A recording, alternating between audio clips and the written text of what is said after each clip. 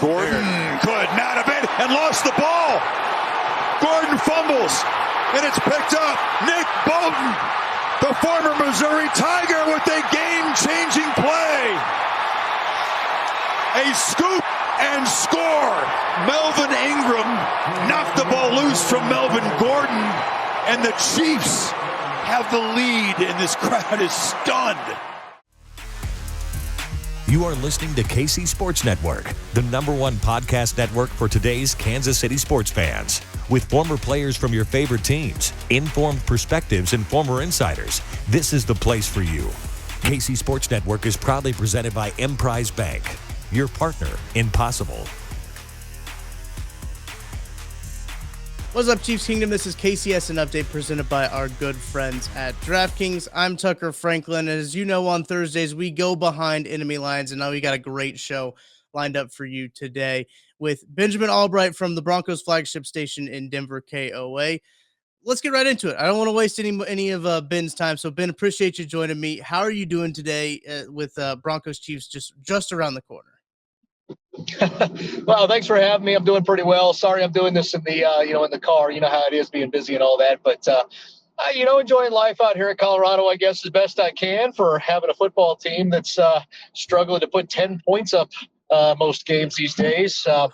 It's rough out here in Broncos country. We're long gone for the days of Peyton Manning. The Broncos thought that they were getting offensive improvement this year with Russell Wilson, and Nathaniel Hackett. Unfortunately, that hasn't materialized. Still got an elite defense, but the offense has been historically bad. Yeah, it has been, and we've talked a lot about the defense, a lot about the offense. Ben, we're gonna get your 5 things that you're kind of looking forward to in this game. Looking at whether it's matchups, systems, anything that you're looking forward to in this game. But before that, I kind of want to talk to you about how crazy this NFL season has been. You look back at this year, everyone thought the AFC West was going to be this conference or this division that was so dominant, but now you got the Jets over in the AFC East, and that division looks tough as well. You got all kinds of craziness going on. The Lions and Vikings play this week, and it's hard to pick a winner in that game, which is unusual. So I want to get your thoughts kind of on the league as a whole this season, just kind of the crazy parity that's happened this year. Well, I think that's the crazy thing. That's the great thing about the NFL is it does have parity, and it's not just who looks better on paper. We play the games, and all of a sudden we find out that some of our presuppositions were incorrect. The Detroit Lions are a competitive football team. The AFC West is not nearly as tough as probably everybody thought it was going to be. Now, one of the things I thought when everybody was bandying about, this summer, how good the AFC West was, like, well, if every team is good, then they're going to cannibalize each other, and it's not going to be good. The problem was they weren't all good, and they still cannibalized each other. So, it's Kansas City and everybody else in the AFC West right now. And, good for the Raiders for picking up a couple of wins recently. The Chargers look like they're floundering. And, of course, you guys are about to see the Denver Broncos this weekend, so you get a load of that. But, I love it. I love when the league throws us curveballs, when teams that aren't supposed to be good are good, because it makes it fun, makes it surprising, and not just sitting there like, oh, okay, Tom Brady's winning again, even though he came back and won again this past weekend.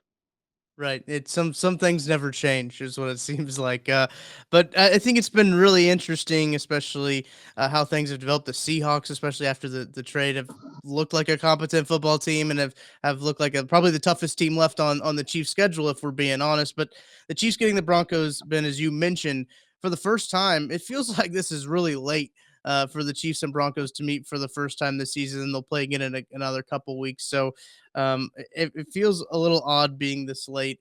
But I guess what are your preliminary thoughts on this Chiefs Broncos game? Well, I think if you're the Denver Broncos, you're playing out the string right now. That's pretty tough. You're a 3-win football team, and you're very impressive, to be honest. You have a lot of close losses. If you go back and look, if the Broncos had just scored 18 points in every game, they'd be something like a 1-loss football team. So, I think that if you're the Broncos right now, it's been a massive disappointment. And the other thing I think is, if you're the Broncos, you can kind of put all your chips on this game. Breaking the streak against Kansas City has sort of been kind of the thing. Breaking this streak against Kansas City sort of been the rallying cry, I think, as they started to realize that, that this team is not going to get to the playoffs this year. So I think that could be a motivational ploy. If you're Nathaniel Hackett, you're Russell Wilson, you can say, look, we can still accomplish some things this year if we can do that. Now, do I feel like that's realistic? Probably not. But I do feel like in terms of being a motivational ploy, that's probably the way you have to look at this game through the Denver Broncos, because you've got the 3 wins and you're not going anywhere. Right. So let's get into it, Ben. Let's talk about the 5 things that you're looking forward to in this matchup, regardless of what they are, of Chiefs side, Broncos side. What are you looking for in this matchup? Let's start with your first thing. Well, the defense. The defense is still playing lights out. It's still playing at an elite level, and seeing how well they hold up against Pat Mahomes, Andy Reid, and the Kansas City Chiefs. I mean, that's the litmus test for every defense in the league, isn't it? Playing against the Chiefs. That's considered by and far the best offense. Even when Buffalo's playing well, or Eagles doing what they're doing, Kansas City's still the gold standard. So measuring this defense and Ejiro Evero against Andy Reid, I think is going to be fun. If you're just a football fan, I think it's going to be fun. Other things I'm looking for, the Broncos are perilously thin with depth. I mean, we're on the 3rd string offensive tackles on both sides, the 2nd string center. They're down to 2 running backs that were on practice squads on other teams. And then the receivers, Cortland Sutton's not going to play in this game. Jerry Jeudy's hobbled, and you got a bunch of undrafted free agent guys that are going to be out there. I kind of want to see these undrafted free agent guys. Brandon Johnson with good camp. Jalen Virgil has all-world speed if they just get him out there. So that's really one of the big things I'm looking for. So seeing how the protection holds up, seeing how this offense continues to build in another game with Kubiak as the play caller instead of Hackett, seeing the young guys, seeing how the defense holds up. I'm really interested in this Broncos defense because they are incredibly good. Patrick Surtain, incredible. They do trade Bradley Chubb earlier this season, and it seems like that there could be some frustration, especially between the two sides of the ball, with the defense and the offense not putting up some points. And have you seen any of that tension growing between the offense and defense? Not much. There's some private, maybe slight undercurrents that it's starting to get to that point, and I think this could be a breaking game for that. But overall, it really hasn't. The defense is just exasperated that they're out there putting out elite level performances. Like, what do we got to do to win football games? You hold a team to 10 points and intercept their quarterback twice, and still come away losing a football game like they did last week in Baltimore. It feels like that's got to be something that just wears on your soul, after a while. So I do believe that there's private, kind of I don't want to say animosity, but privately there's some frustration. They won't let that. They're too classy to let that spill out publicly. Those guys in the locker room too classy to their teammates to let it spill out publicly thus far. That doesn't mean there won't be frustration seeing that out there, but thus far there haven't been. I do want to talk about Pat Surtain. He's been incredible this year. He's a stud. What have you kind of seen from him this season that makes him so good? Well, he's just a great athlete with great size and great instincts, and obviously his dad, and Chiefs fans are going to be very familiar with his dad. He's just a guy who's been playing the corner position his whole life. He's got great instincts and great athleticism, and he does well at baiting quarterbacks too. He kind of plays that trail technique, and then he turns on the jets, and he'll come around and get the PBU or try to get the interception, that kind of stuff. I think he's a top 10 corner in the league. I absolutely do. He's had a couple of rough weeks the last 2 weeks. I think part of that is the fact that he's had to do so much with Ron Darby out and K'Wan Williams out, a lot of the other injuries that they've had. And then injuries to the pass rush as well, where the Broncos just start getting pressure, so he's got to cover longer. But I do believe he's a top 10 corner in this league. I think he's fantastic, and he's a good dude too. On top of it, so when you pair those things up, he's an easy guy to root for. There's some animosity in the fan base because there's some fans out here that would have rather them taking Justin Fields, but and I don't understand that at all. Justin Fields. In this stretch that he's been on, that everybody's touting him as the next guy. He's 0-5 with 3 game-losing interceptions. Still leads the league in interception percentage and sack percentage. He's just running the football finally. That's all. That's the only thing that's changed. He started running the football and then he got hurt. So, I think that there's always a grass is greener approach when there was a quarterback in play. But in terms of Surtain, I think he's a top 10 corner. I think the Broncos made the right call. And I do want to talk about the Bradley Chubb trade too, because I think, especially for me, it kind of came as a surprise with the defense. I don't know about the what was the kind of the mood around Denver once that trade did come down. We knew it was coming. Mhm. It was one of those things where they couldn't pay everybody, and since they paid Russ and sent the draft picks, they needed to recoup some of the picks Yeah. and all that kind of stuff. And Randy Gregory, they'd already paid. They drafted Nick Benito. They converted Baron Browning. All those kinds of things. So they had bodies there that they were kind of preparing for that eventuality, knowing what Chubb was going to get paid. It didn't go well in the locker room because Chubb was very well liked. Draymond Jones, one of his better friends, is they haven't worked out a deal yet to get him extended, and that's one of those things that may come back to bite the Broncos a little bit if they don't get him extended because he holds a grudge because they got rid of his boy. And Chubb's, on top of that, Chubb's a good player, but he's been inconsistent. He's been hurt. The last 2 seasons, he really hasn't been much of a factor. Prior to this year, is Malik Reed, an undrafted guy, led the team in sacks. They traded him away for next to nothing to the Steelers, this offseason. So I think that I think it's something that hurt. It stung, especially inside the locker room. But it wasn't too surprising here locally, as we kind of knew that George Payton knew he needed draft picks back after the Russ trade. And that defensive line is seemingly getting after the quarterback. As you mentioned, they've had some struggles in the last few games, but the Chiefs' offensive line isn't fully healthy, and they struggled with the Cincinnati Bengals defensive line. If there is a guy on this Broncos defensive line that could kind of cause problems for the Chiefs, who do you think it is? Well, Draymond Jones feasts on guys that aren't very good. His sacks come in bunches. You go back and look. I think he leads the team in sacks, but he had 2 against the Jets and their tackle situation. He had 2, I think, against the Texans and their tackle situation. 1 against the Jags. He kind of feasts on guys that aren't very good. So if you've got somebody out there that's underprepared, he'll eat you up. I think Baron Browning's the guy you really got to watch out for. Baron's the better athlete on the other side, and as far in terms of pressures and everything else, he's kind of been the guy. Nick Benito is a pass rushing specialist, and he'll get home every now and again, but he's really, not in as often because he doesn't set the edge well in the run game. Jonathan Cooper showed up the last couple of weeks. It'll be interesting to see if he can continue his run as well. Those are the guys you got to watch out for. DJ Jones, a run stuff guy. Deshaun Williams, that's a run stuff guy. Mike Purcell, those are all run stuff guys. So they don't generally get to the quarterback very often. If they do, that would be a surprise. Talking with Benjamin Allbright here on KCS and Update. Ben, again, thanks for joining us. I want to flip to the offensive side of the ball for the Broncos. It's been I don't think it's not unfair for me to say it's been an incredibly disappointing season on that side of the ball. Starting off obviously with the Tim Patrick injury in the preseason. How much do you really think that set that offense behind the 8 ball? I think it set him back a lot. Tim Patrick is the surest hands on the team. He's a leader in that locker room. He's a guy everybody looks up to because of his story where he's overcome so much injuries and not being drafted as high as he should have and all that kind of stuff and switching teams, getting cut to come out and make himself a nice player in this league. And so it hurt a lot. He was one of Russ's big time targets during training camp. They wanted to run an offense that had Sutton and Patrick on the outside, Jerry Jeudy running out of the slot. And then Jeudy had to take over Patrick's role on the outside. It's just not been the same. So, I think it was a big thing. I think the combination of the offensive line not being what they thought it was, and then Tim Patrick being hurt, I think that set this offense back quite a bit from what it was intended to be.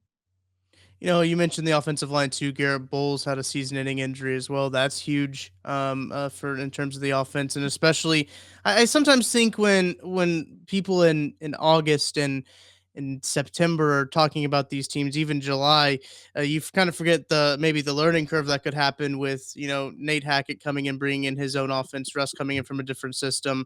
I think we saw some of that those growing pains early on. But if you could put your finger on one thing, what do you think the one thing specifically has been for this Broncos offense has kind of been the Achilles heel? Well, that's the thing. That's the problem. I don't think it's been one thing. I think that's the frustration in Denver because it's been everything.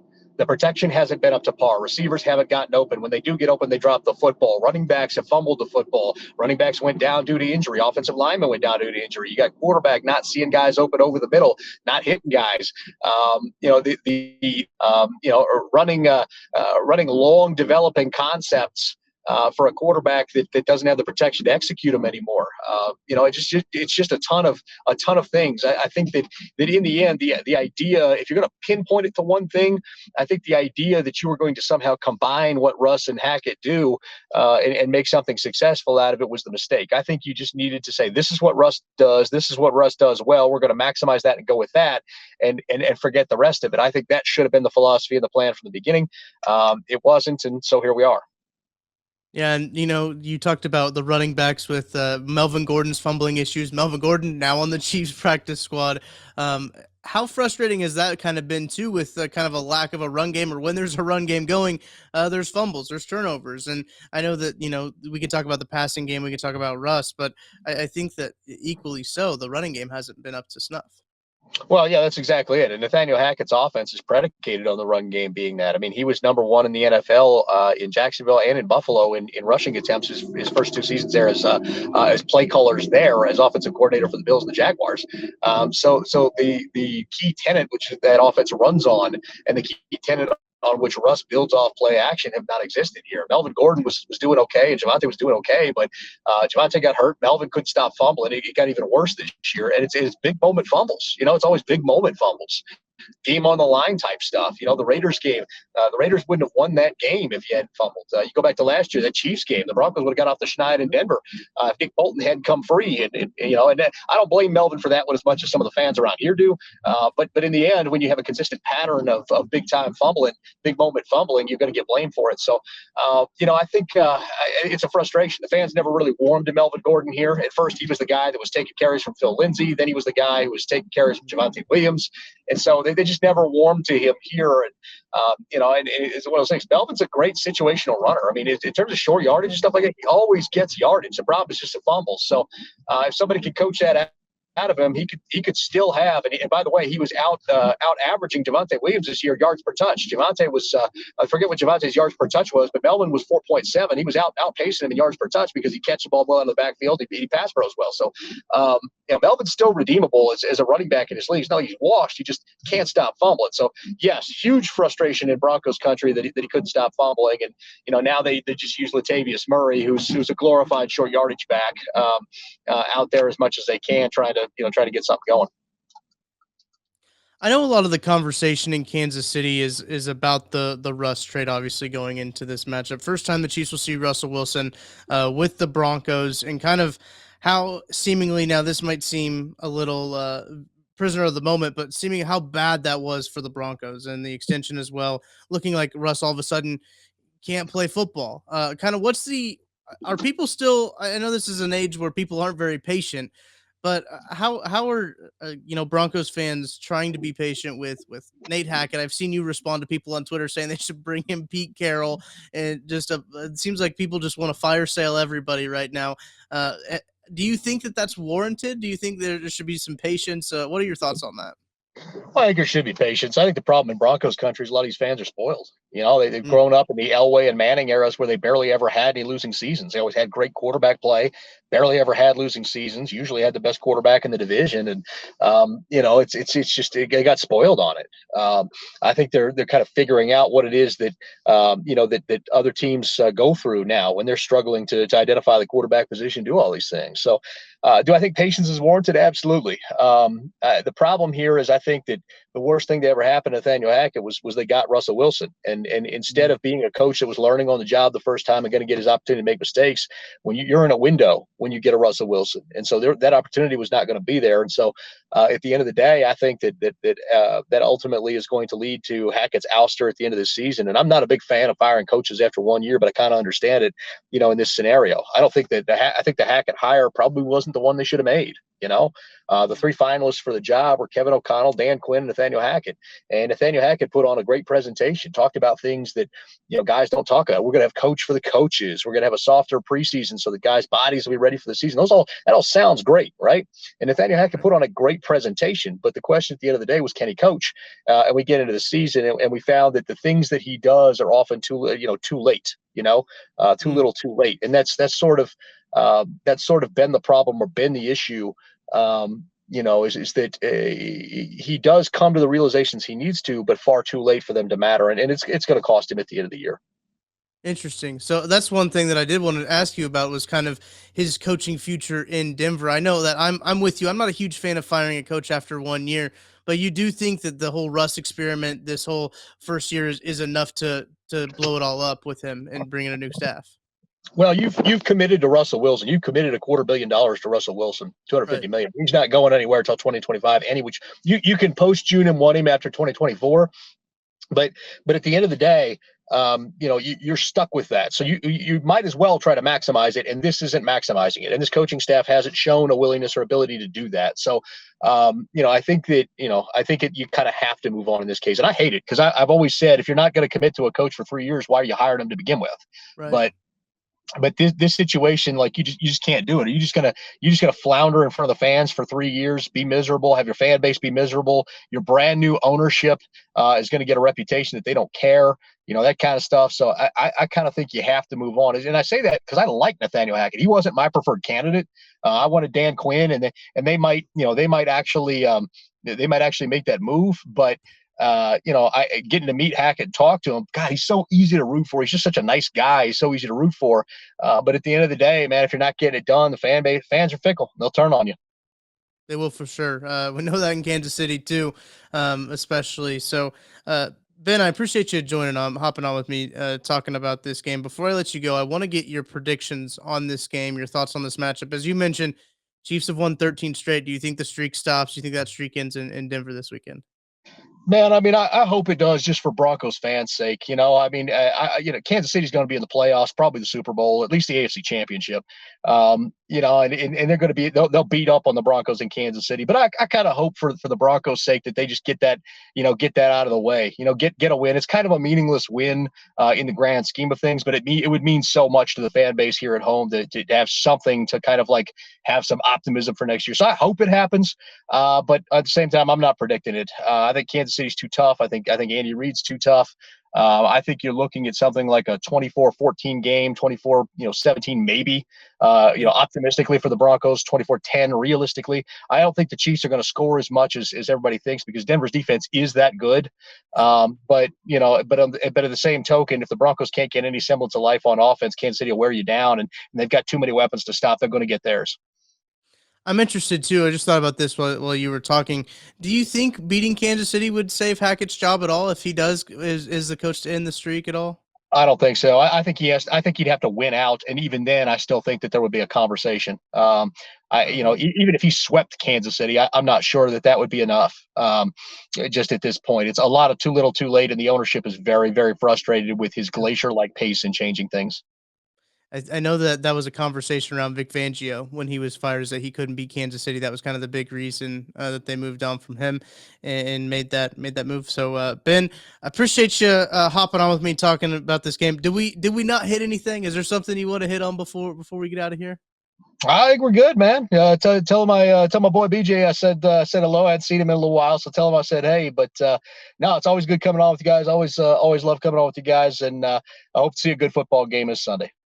Absolutely. Well, the Chiefs will play the Broncos again, so maybe we'll talk to you again in a few weeks here to talk about the rematch, the second meeting of just what is very weird scheduling in my opinion for this game to happen so late in the season and both of them to happen very close to each other. It's like the Commanders I believe they play the Giants. They had a bye week and then they play the Giants again. Yep. Just very weird scheduling on the NFL's part, but listen, it's not a job that I envy at all. Is the NFL scheduling department. But Ben, let the people know where they can find your work at. You can unfollow me on Twitter at Allbright NFL, the dumpster fire. I wouldn't follow me. Obviously the iHeartRadio app. You can listen to KOA, and you can listen to Broncos Country Tonight. It's called Broncos Country Tonight, but we really talk about the whole league. So there's stuff in there for Chiefs fans, obviously as well. We try to have fun on there and talk football, for everybody. So you can hear all of it there. All right, Ben, appreciate it. We will see you guys next time. BJ will be back tomorrow with BFF's Trevor Sikkema to get his 3 key matchups from the game. So until then, I'll talk to you guys next week.